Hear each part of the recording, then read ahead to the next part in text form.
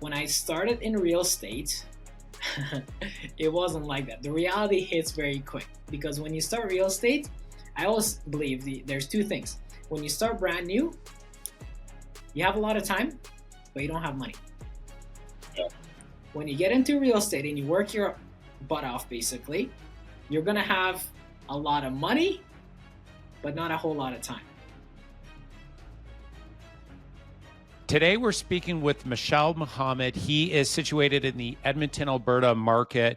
He has one assistant. He works with eXp Realty. He does 46 million in sales in a given year. So he does over 100 transactions, and his average sale price is $450,000. Now, he specializes in social media platforms as well to be able to leverage his business and get the most amount out of it. And he speaks multiple languages as well, which gives him a definite competitive advantage, but really solid guy and really looking forward to the conversation. Michelle, welcome to the show.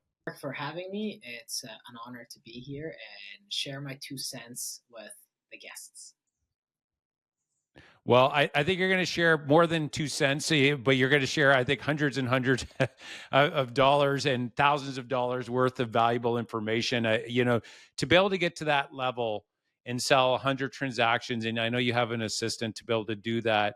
You've had to learn a lot of really important lessons. And so let's just start, though, and maybe share a little bit about your background. What got you into real estate? And what laid the foundation to be able to have such a really strong start? I appreciate the opportunity. Um, my background, I came to Canada. I guess we moved to Canada in 2005.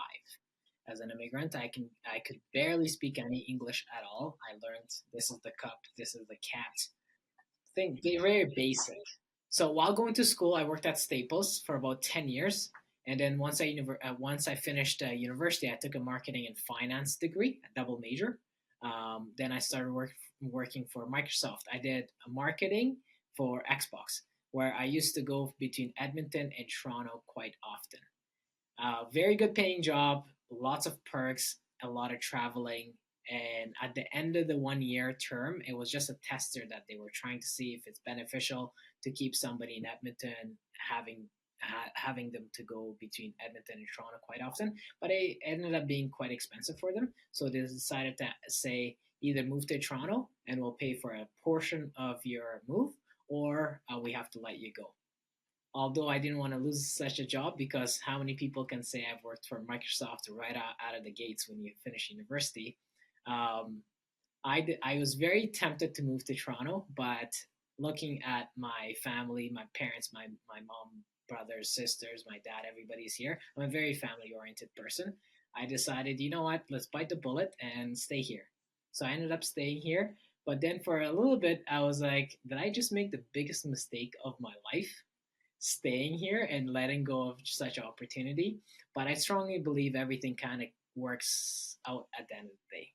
So I got a marketing job with a company called JW Research, where we did marketing for PC Financial Mastercards and stuff. We hired a lot of reps at stores, but I found it to be a lot more repetitive, and it wasn't challenging. And that company unfortunately dissolved. They got smaller and smaller, and I had to let go of that. And then I'm like, you know what? What do I want to do next? Do I go back to Staples and hopefully become a sales manager or a district manager? But then I looked at the pay, it wasn't the greatest. And I'm like, I don't enjoy doing that. So I'm like, what's the next option? The next option for me was going back to school and becoming a lawyer, because I like to talk to people. Um, so I decided to, you know what, I don't want to go back to school and do another 4 or 5 years at least of school. So I'm like, you know what, what's one thing that everybody needs? It's a place to stay, whether they're going to buy or rent. I'm very competitive. Some of my friends became lawyers and stuff and doctors. I'm like, you know what? Let me take that route. So I ended up going to real estate school and becoming a realtor. Amazing. Now, were any of your other family members in real estate? What do you think? Was there a conversation that said, "Hey, you should try real estate," or was it just to kind of just pop up in your mind and you start looking at, like, what was it that led you to real estate? Was there an introduction to it from somebody? Great question. You know what? None of my family is in real estate. I don't come from a Yeah. background that, again, when I moved in 2005, I didn't know anybody in here. I could barely speak any English. So when I thought about real estate, I didn't think about who I knew in real estate, but I just thought that, you know what, I need to, they say if you come from nothing, something has to come from you. To Oh, me, that's good. I haven't heard I that one have before. to make something for my kids, for my family, for my parents, for my brothers and sisters. I have to lead by example.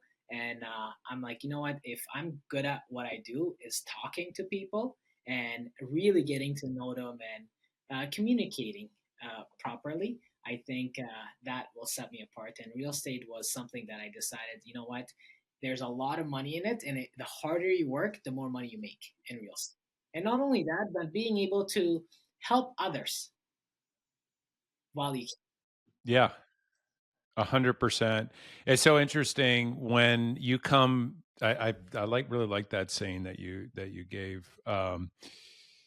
But when you come from nothing and you come to a country, it's interesting that you see opportunity everywhere, right? And I think that that gives you such a big advantage. My mom came from Malta when she was 6, and my wife came over when she was similar age from Poland with her family. They picked up and left everything, and there's a good story there. Starting, and you didn't even know the language as well, which is another barrier with in new immigrants coming to the area.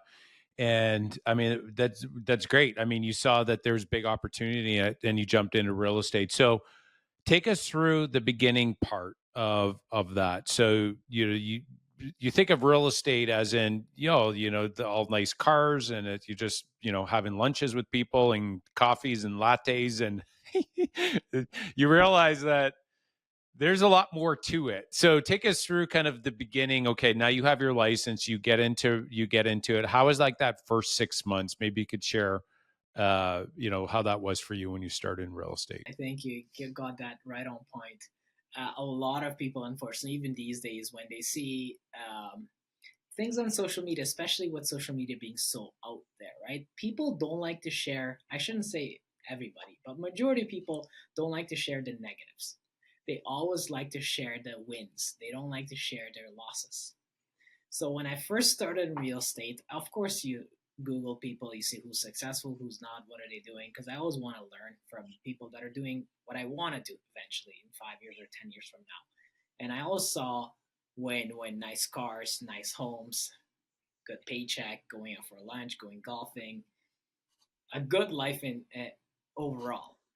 But when I started in real estate, it wasn't like that. The reality hits very quick because when you start real estate, I always believe there's two things. When you start brand new, you have a lot of time, but you don't have money. When Yeah. you get into real estate and you work your butt off, basically, you're going to have a lot of money, but not a whole lot of time. So for me, when I Mm. first started, just like everybody else, I had a lot of time. I woke up in the morning, I'm like, okay, what do I do? I look at the schedule. There's not much to do. Who to call? I don't have a contacts list. So what I did was I printed out flyers. I went door to door. I went door knocking. Believe it or not, in Alberta, which is sometimes it gets minus 40, minus 45 degrees Celsius. I went door knocking. My very first transaction was from door knocking. That family has purchased probably around 6 or 7 homes from me. They've bought and sold. Their grandkids, their kids, family members have bought and sold. If I stopped door knocking, because it wasn't the first door that I knocked and I got this. I probably door knocked probably close to 500-600 homes until I got that.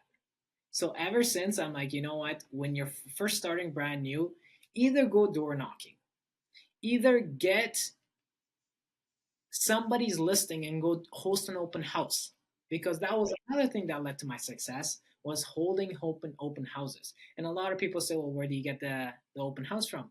Go to somebody's listing, another agent that's successful. They have a lot of listings. Ask them, hey, can I do an open house for you? I'd be very surprised if they say no. There's a lot of people that are willing to help, and also it gives more exposure for the other agent. If somebody comes in, there's a lot of agents that come to me and say, "Hey, Marshall, can we host an open house for you?" I say, by all means, why not? It's a win-win situation for everybody. Yeah, that's so good.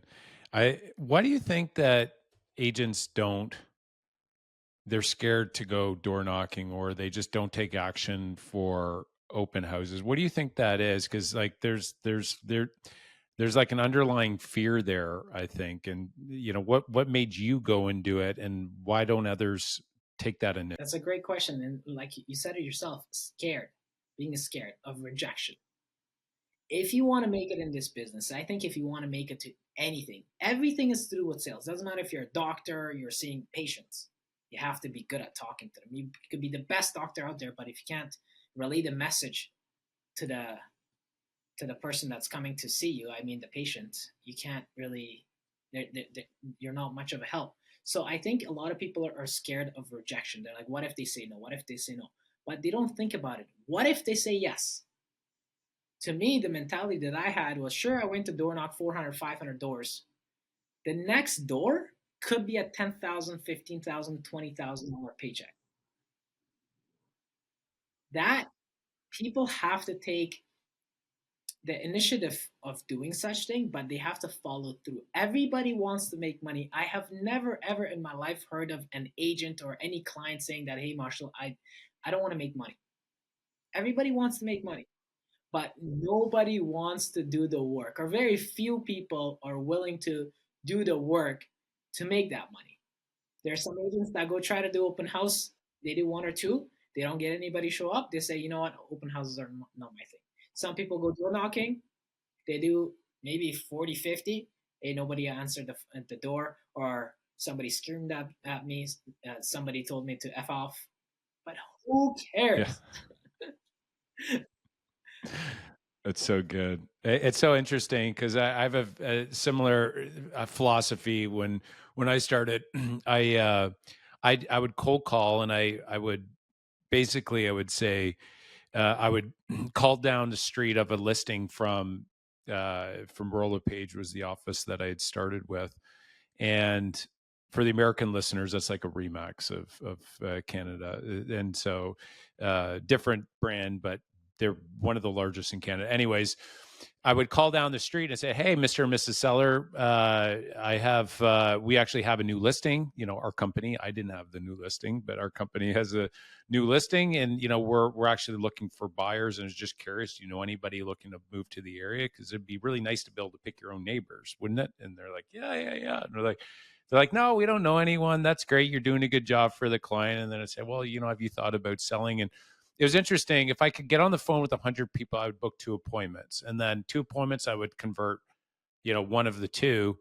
And I just knew it was a numbers game. Is exactly what you said. Like, that's a great way to think. It's like, what if, instead of, oh, the other one, and it's generally you find what you're looking for, right? If you're open houses, I found through the years, it's the exact same thing. If you go to an open house, just, logging the time and, oh, I got to do an open house versus I'm going to find somebody. It's so interesting. I'm not sure if that's been your experience, Mashal, that you have an open house where you have this mindset of like possibility and openness, and all of a sudden, boom, you attract the right people, and they just they gravitate more to you. And then other times it's like, you're not in it, and it's just nothing pans out for you. Has that been your experience? I think that's how open houses work. It's very rare that you're going to do every single open house 10 out of 10. You're going to have a lot of people come through. You're going to have fun. People are going to buy and sell, all kinds of things.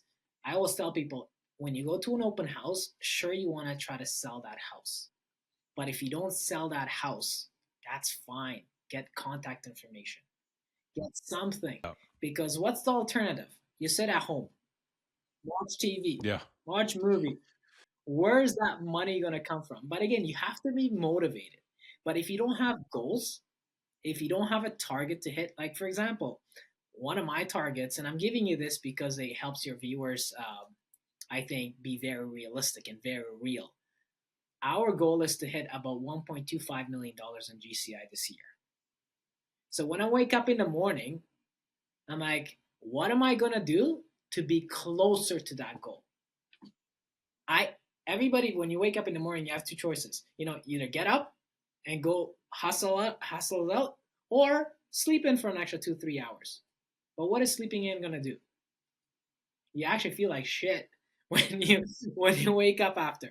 Might as well wake up a little bit earlier, get your day started, make the cold calls. I'm not a big believer in cold calls personally. I'm more open houses, door knocking with thanks to technology nowadays and social media. Hey, I'd rather spend time in TikTok and Facebook and YouTube versus trying to pick up the phone and call somebody. For sure. And I think the door knocking side of it, 100, and in Edmonton as well, you do that in the wintertime, they're gonna see that, wow, this guy is an underdog, this guy's working hard, he's hustling. I like that. I want to hire them. And you become the convenient option that shows up, right? And if you're in their neighborhood, it's like you're a local guy. So there's a lot of really good things. And I think that initial fear getting over it is good, and it's a numbers game. So okay, so you got open houses. We did door knocking. We talked about that.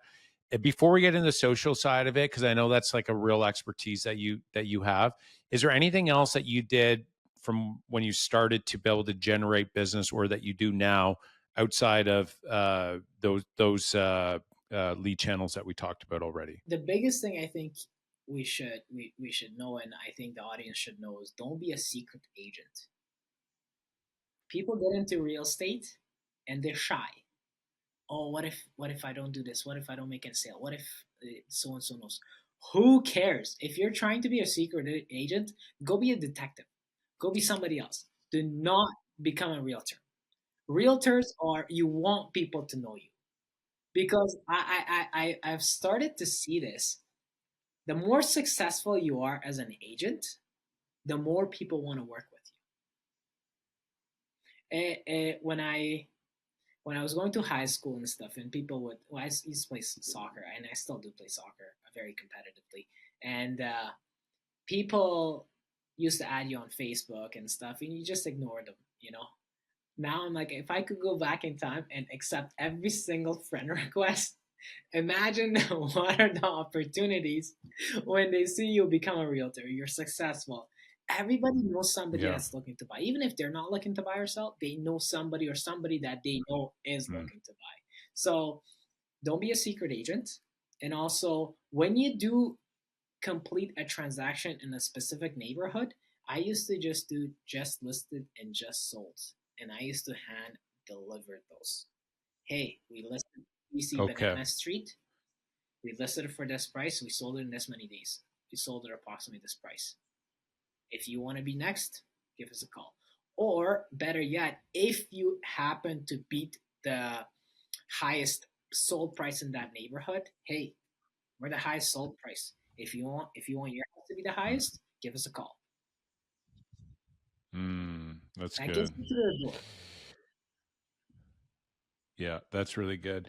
That in that case too, because you're, I guess, from a disclosure standpoint on pricing, because you're not giving an exact price, you're giving a generic statement, right? Highest sale price. So that's good, because now that's what we'll call it, social proof that this person, they actually had success, and they set the new high. That's somebody that is a specialist in our area, and let's call them now from a credibility. And I like what you did as well, that you went door to door and you actually hand delivered those as well. How many houses around the house that sold would you generally do that to? Usually we try to do at least 250 doors, which takes quite a bit of time and is not easy, because the easiest thing for me to do is hire somebody, pay a kid 20 bucks an hour, 15 bucks an hour, and they can just go and drop the flyers. But that's not the idea. I could go drop it off at Canada Post and have it delivered there. That's not the idea. The whole idea is to go meet the neighbor. Too many people, when Go they meet them. don't get people to answer the door, they're like, "Oh, I hope this person doesn't answer. I hope this person doesn't answer." Or Yeah. what they do is they knock and they run. Why are you doing this? Yeah. Yeah. You're wasting your time, your energy, your own money. Let's get that conversation. I'm hoping and praying that somebody opens the door, even if they swear at me. Opens. That's okay. Just open the door. Let me talk to you. Yeah. Oh, it's so good, and and to look back in retrospect, it's like I know there's some days back in the day. It was like, oh, I hope nobody opens the door, and then the days that are like, man, like I need conversations, and I think that's like a really good one. You're not just going to knock on the door for the sake of knocking on doors. You're going to get conversations. So track the conversations, not so much the doors. I would say, track the doors too if you want to. You can figure out your conversions, but the conversations is what you're after. And I think you set your attention, right? That goes to that. We talked about that earlier as well. I really like that. And you're having the conversations and going door to door with that social proof is great. Very good. All right. So we're talking now about social media. So when was it that you got onto it? And maybe take us through some of the success stories and some of the key lessons that you've learned on the different platforms. That's my favorite part, social media. I Yeah. started again when I first started. I didn't have a lot of money, and I couldn't spend money on ads. Um, but Facebook was my best friend, especially the marketplace. You have no idea. Up until today, I've been in real estate now close to 7 years now. You have no idea how much money we've made just on free ads on marketplace. And I'm saying this because I genuinely want to help whoever I can, whether it be in your podcast or they see me somewhere else. And if somebody messages me for questions, I'm an open book. I will love to share what I know, because when I started, unfortunately, I didn't have the guidance and stuff. So I do want to share back and make a difference if I can. Free Facebook ads, that you have no excuse. You have lots of time as a realtor. Spend the time, make ads. Make ads for other agents in your office. Take one of the cheapest homes that you can find, put ads there. Because even if people are not interested in that specific home, trust me, they're going to give their information if you know how to carry on a conversation to help them buy or sell another property. So, free Facebook ads. I constantly posted question videos where I would ask myself a question and then I would answer it, and I would post that on YouTube and Facebook. Then after Facebook and such, I think this was probably the first year, maybe closer to my second year when I started using Facebook. Then I started using Instagram. Similar idea, but on my stories, I would post quite often. On Instagram, you get a little bit different clientele. Now, Facebook and Instagram, they're both merged. So we started putting some money behind ads and running ads that uh, needed some money. But my recent success, and I think moving forward, heavily rely on this is TikTok. At first, I was very hesitant on downloading TikTok because I'm like, you know what? People just fool around, they dance, they make a fool out of themselves and such. But then I'm like, maybe there's something else. So I started making TikTok, and we've got, I think, almost 11 or 12,000 followers on Instagram as well. We're decent. I'm trying to get bigger, but it takes time. For the first few bits, I'm like, you know what? I'm making content. What if only like one or two people watch it? What if only 100 people watch it? Then I thought about it this way: how many hours is it going to take me to door knock 500 doors? How many hours is it going to take me to knock on 100 doors? Even if you get 100 people to watch a video, that's like me door knocking 100, 200, 500, 1,000.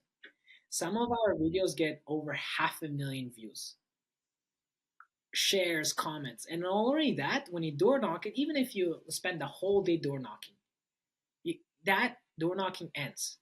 Where a video live lives on the internet. I have some people reach out to my videos that are like 3, 4 years old. And I'm like, how do you go back that far? But people have done it. They reach out and like, hey, is this available? You're like, dude, that was like 30 years ago. If that house was still available, I shoot myself.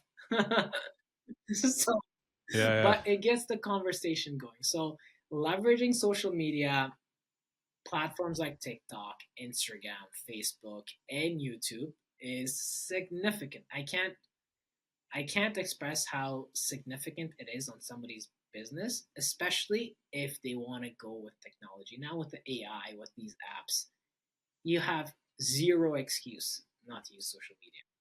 Hmm.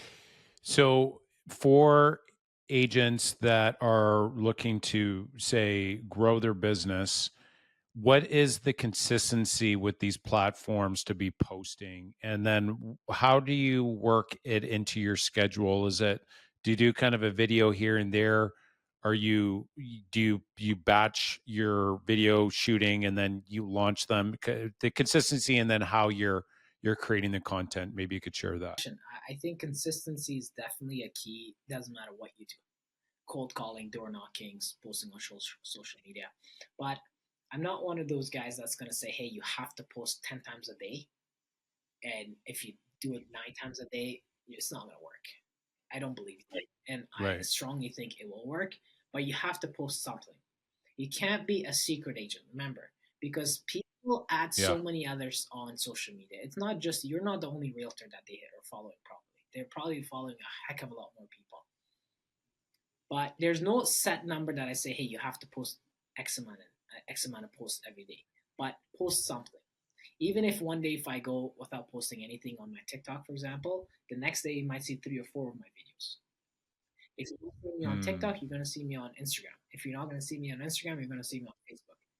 And people are gonna ask the question then, Marshall, if you're telling me to post 8 times, 10 times, 5 times a day, what the heck do I post? Man, Yeah. it could be what you're eating for lunch. People are gonna Yeah. resonate with this. When I get super busy, I don't have time to eat breakfast. I don't have time to eat lunch. This is legit my lunch, and I still haven't eaten it yet because I'm gonna eat it on my way to my next appointment after this podcast. But if you just shoot a short clip that, hey, you know what, life of a realtor. People think you're going out for steak dinners or for drinks and stuff like that. I'm eating Yeah. this, right? But people are gonna resonate. They're gonna comment. They're gonna like. They're gonna share. All you want literally is your name to be out there, and people are gonna, when they Mhm. resonate with you, it's so much easier to do business. Yeah. Yeah, they see you as a human being and they resonate. That's good. Um, just be careful with the Doritos. I've done that before for straight up lunch, and I hit the wall. It was like I did it twice. I had one time I was at a cookie. It was a butter tart festival, and I was actually a judge one day, and I had like eight of these butter tarts, and I just hit the wall. And by like 2 o'clock, I was passing out on the street, walking around, and then Doritos as well. I tried that a couple times for lunch, and the energy level. So make sure you get some protein. I'm maybe going to send you a bar. I'm going to FedEx you a bar there so you can get some because you're coming on the show and instead of eating. But I love what you're saying there as well, because I think as an agent, especially for like the ones that are really driven for like everything's got to be perfect. The reality is like, and I've done it both ways. I'm still learning. I'm not saying I'm an expert on the social side of it, but when it's like everything is like perfectly scripted and everything's gonna be perfect, and then you post and it's like, oh, that didn't get traction. And then other times it's just like you whip out your phone, you had a thought, and you just say it, and people are like, whoa, it's like, and it just explodes. Is because there's like authenticity to the message, and it's hard to, I mean, for me, like through the years, it's like everything has been like always tight. And that was like, I'm still getting my head wrapped around the element of just get it out there and show the real you. And sometimes your hair is messy, and it's okay if there's something in the backdrop as well. It's just it takes a little bit of time to get your head wrapped around that, for me anyway. So if the listeners are out there, it's like, I think your encouragement is really good. You're eating a bag of chips and you're not getting your protein in because you're in between back-to-back appointments. I think that's good encouragement that you give. 100%. And just to resonate, we spend on all my listings, doesn't matter how expensive or cheap the listing is, we spend a lot of money on photos, really good photographers, really good videographers, drone photography and stuff. Believe it or not, 90% of the time, the videos that I shoot with my phone will get more views, more comments, more shares and likes versus the videos that we polish. Hence why if you go to my social media at Mashal Homes, you will not find a page where it's glamorous. It's not fake. This is all very real. That hence why my clients, when they go look at my socials, doesn't matter if it's TikTok, Instagram, Facebook, they see me. And I want them to see me. Because if they see somebody that's super polished and they say, you know what, they're expecting to meet that person when I walk through the door, that conversation is not going to go anywhere. I'd rather see them see me the person I am, so when I get there, they know who to expect. And I want to work with the clients that I enjoy working with. Mm, So people that yeah, that's unfortunately good. try to keep it too professional. I mean, I always dress up, suit, and I don't wear a tie, but suit, dress shirt, everything. I strongly believe as a business person, you do have to set yourself apart from others, and I'm sure that's gonna come to with our conversation. But in terms of posting on social media, don't be afraid to just post something. Better than posting nothing. Yeah, so when you're posting, you wanna make sure that you are, still showing them that you're a human being and people can resonate with you. At the same time, you are still a professional as well, so making sure that you're posting about homes, you're posting about real estate, like, you're showing people kind of behind the scenes of you hustling and working hard, and I think that is a really important part, of that as well. What are your thoughts, Michelle? 1,000,000%. I think when the clients see that you're Yeah. human, you make mistakes. Whenever I post my stuff, I post deals that die. Sometimes I tell them, hey, we spent 3 weeks on this deal Mm. and nowhere.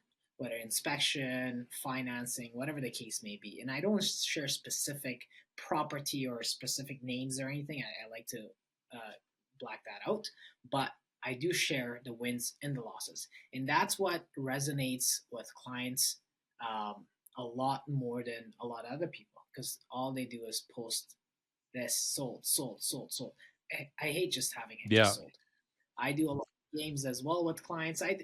I'm very unique when it comes to social media. So if any of your followers go search my social media and TikTok and stuff, sometimes I hide money for people to find. I do all Oh, kinds of cool. fun things just because you want to give it back to the Yeah. community and also it gets people going. So I don't do it for fame. I don't do it for anything like that. I do it because I enjoy doing it. Because when you do real estate is not an easy game. It's a very stressful. It could be very, very stressful, and you lose a lot of hair. Sometimes I joke. I'm like, you know what? I'm getting You bald. looking I your need to hair's go to looking pretty work. good there.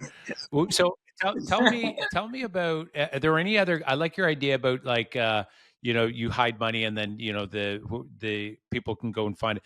Are there any other really cool initiatives that you've done when it's come to social that's yield you some, great business through the years?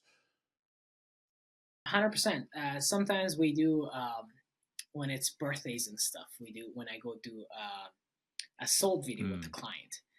We play a game, and if they win, they get $100. Things like this where somebody wants to sell their home with me. My slogan is in another one, like DJ Khaled, basically, but real estate. So clients call me sometimes. They say, "Hey, Marshall, I want to sell a house with you because I want to say in And another one." another one. Great. I drive a Porsche, so they're like, "Hey, my kid loves your Porsche. They want to be in it." Great, and I get them a small little Porsche, like a toy Porsche. So I say, "Hey, now we have one like this." But there's things like this that gets the clients hyped up because when the clients have pets or kids, even if you don't get them anything specifically, but if you treat their pets and kids with love and care, I promise you, they're gonna remember you for a long, Yeah. long. Yeah, that's really good. Good insight. Cool. All right, transition the conversation a little bit to investing. So, Edmonton's pretty good market when it comes down to investing. A little different than in Ontario, for example, and some, many cities in the U.S. as well.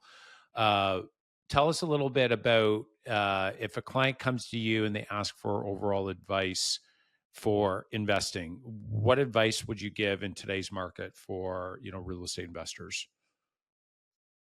That's a great question, and there's a lot of people moving from Ontario, Vancouver, Toronto into Alberta. The reason why is because I always tell people we're like the dollar store of Canada when it comes Hmm. to real estate. We're one of the more higher average paid jobs in Canada, the most sunniest city in Canada, or one of the most sunniest city. We're probably first or second in terms of jobs, transportation, public transit, healthcare, education, oil and gas. Because when people think of Alberta, they think oil and gas, and Yeah. that's it. We're so much more than Hmm. that. I've lived here for 25 years, and if it wasn't good, I would not be here. Trust me. But I'm still here because there's so much here. Now, if you want to party, not a party city, by all means, go to Toronto, go somewhere that's very lively. But if you're looking for affordability and great investment options, pick up the call and pick up the phone and give us a call because the prices in here in recent years, in the last couple of years, Calgary versus Edmonton. So when people talk about Alberta, they think Calgary first, but Edmonton is the capital. Edmonton and Calgary historically has been very close to each other. Maybe $8,000 to $10,000 on average prices that are Calgary has been beating us. But more recently, it's more like 150 to close to $200,000 price Hmm. difference on average transactions. So when I tell people move to Alberta, definitely look at Calgary, look at Edmonton. But number one reason why people move to Alberta is because of Yeah. affordability. So definitely, when you guys are moving to Alberta, look at both and look at the rental You rates. said that it's actually one of the most sunny cities. Is that, did you say, did I hear that right? One of the most sunniest. We get one of the most sun in Really? Canada. I didn't know that. I knew you had a really good hockey team, little easier to cheer for Edmonton than Toronto, than Toronto, especially with Connor McDavid there. Wow, what a player he is. I know they didn't get the cup, but they made it that far, which is great. But I didn't know that about. I just figured be a little more cloudy there, but for sunshine as well. I didn't know that. Interesting. We're definitely one of the coldest for sure, but we Sun. get a lot of sun. We got an amazing hockey team. I think the best Yeah. hockey team in Canada Yeah. as well. But Calgary people are gonna probably hate on this, but that's okay. You know what? Oh, wait, listen, We won't. I'm a Toronto fan. It's so hard to cheer for, it's like they're getting some momentum and then it's just like all of a sudden they're up, by 3 games and all of a sudden they lose. And, I'd love nothing more than, Toronto win the cup one year, but I don't know. They got some work to do on that. Even though I'm cheering, it's hard through the season to cheer, knowing kind of the history. But I think it's about time. It's a numbers game, and I think it's just like having conversations, door knocking. Eventually, you're going to get a win if you keep showing up, right? Right. See, Mark, I agree with you, but that's one thing I'm not going to agree, Yeah, I agree with you. I'm I think grasping you for might want to straws just here. go Come on, back. help me out here. You might want to just cheer for Yeah, no, Edmonton, and we call and it. you know what? Bottom line, I think Edmonton. I mean, if they win, I think it's a win for Canada, and I think that's what actually was happening. I mentioned before the call, I brought my dad down to the last year in the Florida Toronto, or the Florida Edmonton. I wish Toronto, but Florida Edmonton game in Game 7, and it was crazy because like half the fans, it was like orange and blue in Edmonton, and we're down in Florida, quite a bit, and then up in Ontario, but definitely was cheering for Edmonton in that game, but they just didn't show up that in that Game 7, and Florida took it. But anyways, we can keep talking about hockey and real estate, but I got 3 last questions here for you, and we're going to wrap up. This was it's really good, and you have there's a really, your personality is there's a really genuineness about your personality as well, and it comes through the conversation. So I've been enjoying that. I have 3 last questions for you, and then we're going to wrap up. You ready for rapid fire? Very good. Absolutely. How about All it? right, I'm a big reader. Love to read. Curious to know, what is the book that's made the biggest impact in your career? I think Rich Dad Poor Dad. Got it. When you listen to it, and a lot of people say, "Hey, I don't have a whole lot of time to read."